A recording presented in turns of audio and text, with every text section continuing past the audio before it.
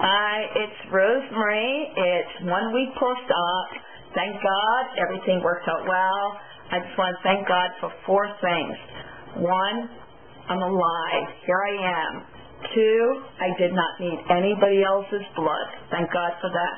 3, I kept all of my body's parts. All of my body parts are here. And I only got rid of things that were bad.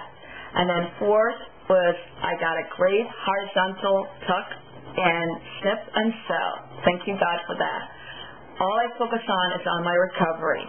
I work on getting lots of rest. I drink lots of water and eat healthy.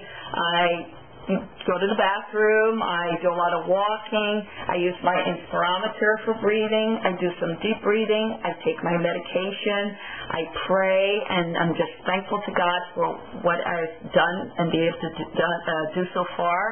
4, I'm just appreciative of what I've been given, and I'm thankful for all the help that I've gotten so far, especially for my nurse Mark, which I call him Nurse Mark, for all of his help, and just really focusing on getting my recovery done and just being appreciative and thankful to God, and just feel just totally overwhelmed by the love that has been abundantly flowed onto me.